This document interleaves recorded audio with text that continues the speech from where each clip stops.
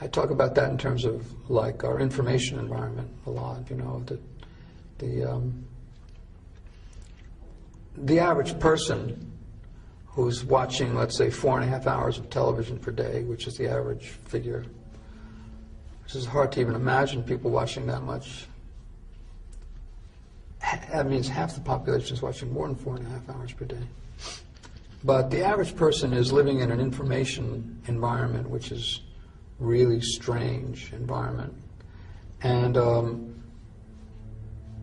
it's a gigantic changeover from the way the world used to be. And I can remember when I was a child, for example, I lived in a suburb. Well, it was actually kind of rural to begin with.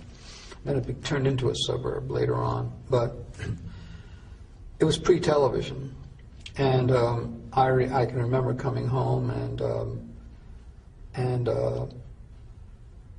having nothing to do. And so I'd play with the dog, or I'd go out in the backyard.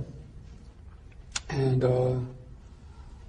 eventually I would sink into a kind of a boredom, you might say, or a sort of like nothing to do. And so that bottom space of nothing to do was in some ways the root of creativity, because it's from there that you say, well, I'm going to do something now. I think for the most part now, people, and children in particular, will just flip on the TV at that point, or music. And once you flip on the TV, then what you're experiencing is light going into your eyes and into your brain in the form of images. The images are moving very, very rapidly, and they're changing very rapidly. You may see 20 or 30 edits in an average minute of television viewing, so the information is constantly changing. There's been a lot of research on how awake you are during that experience, and mostly, for the most part, you're in a relatively unconscious mode. The measurements usually call that alpha, which is a kind of a non-participatory, accepting mode. That's the only way you can really watch television, because if you're in an active mental mode, you really can't let these you'd interfere with the process of receiving the information too much, and you wouldn't get the information.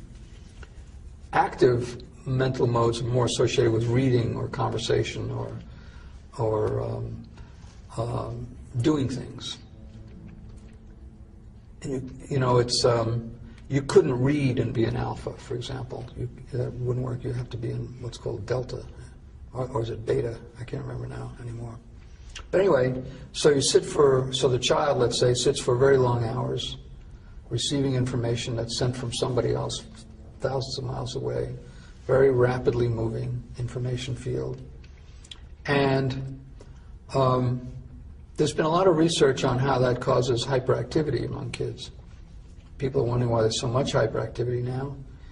And the researchers find that process of receiving rapidly moving information, especially when the information may be violent information or, in other ways, intended to be stimulating information, causes what's called a fight or flight reaction, where you want to react to what you're seeing, but it's television, so there's no point in reacting. So you pull back from the reaction, and then you want to react, and then you pull back, and you go back and forth on this wheel of action-reaction.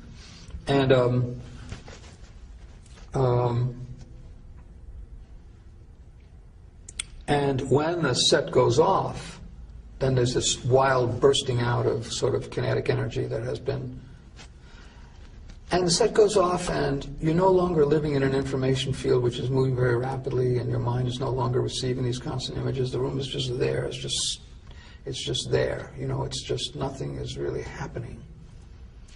And I think there's a sense of kind of real desire to get back up to speed, you might say. A lot of people talk about television viewing as a drug, and they like to think of it in terms of it being Valium.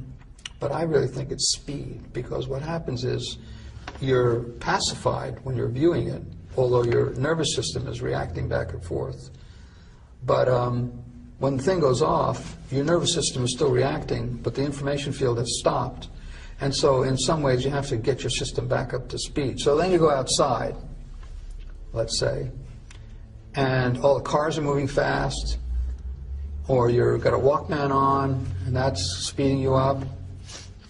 Or if you go out into nature, though, if you go out onto nature, it's barely happening at all.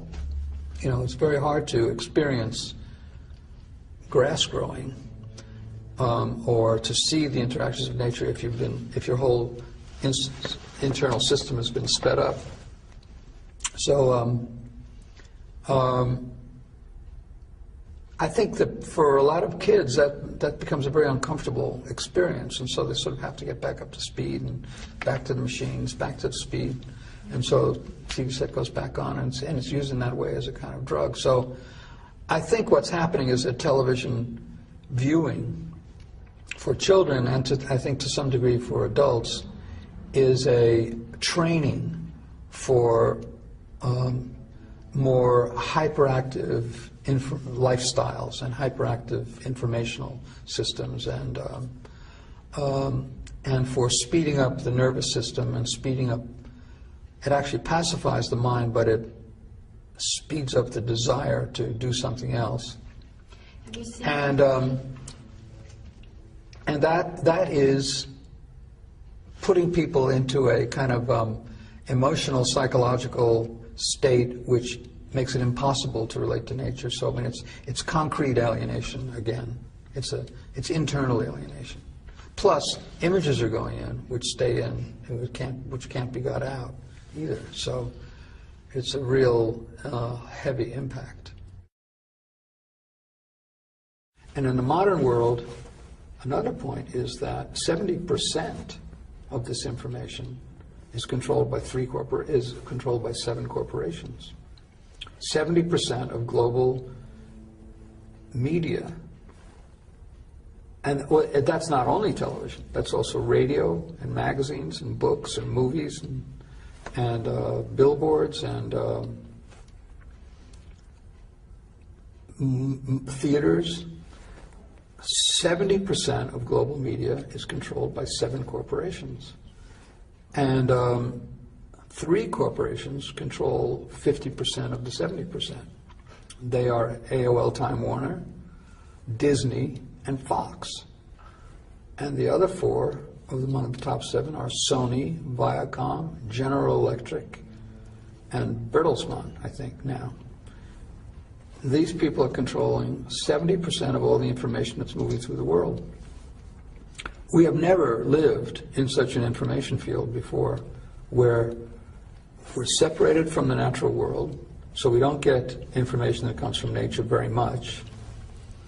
We're separated from alternative information delivered in this medium, because the ownership of the medium rarely allows that to appear. And we are sitting and receiving a form of information which is very, very powerful. It comes in the form of images, and once the images go in, they don't come out. They stay. What is that? That's extremely weird phenomenon. It's almost science fiction in its implications. It's Big Brother, and yet we think it's perfectly normal. You know, we think it's. And then we're also living in a physical universe of cities and cars and technology that we use all the time, and